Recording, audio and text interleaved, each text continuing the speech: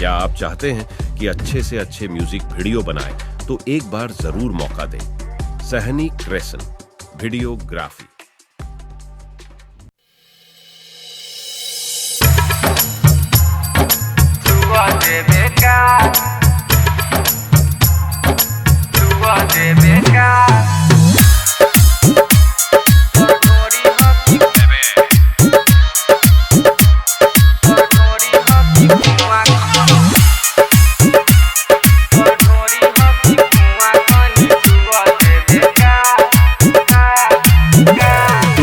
पहले से गोरी अपडेट हो गईलू, तू तो देखे में ये गोरी सुन बम लागेलू। तू तो पहले से ये गोरी अपडेट हो गईलू, तू तो देखे में ये गोरी सुन बम लागेलू।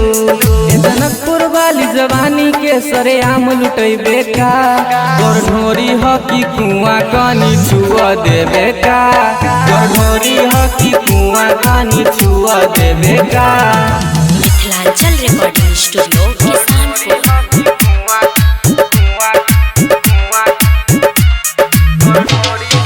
डीजे ओम शंकर परसा पथरभिंडा। कान में तोर बलिया हो, नाक में नथुनिया हो, जान ले भी की गे छोरी ओठ तोहर ललिया हो।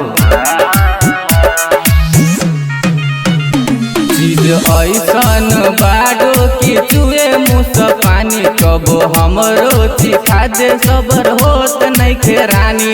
लिपस्टिक लगा के सुन गे पतर की मार करे बेका, तोर ढोरी ह कि कुआं कानी छुआ देबे का, तोर ढोरी ह कि कुआं कानी छुआ देबे का।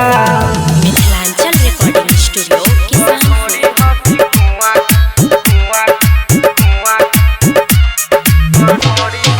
डीजे ओम शंकर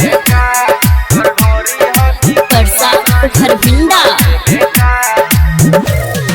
बाजा में आबहो दूर नहीं भागहो, तोहरा के गोरी हम दिन भर निहारब हो।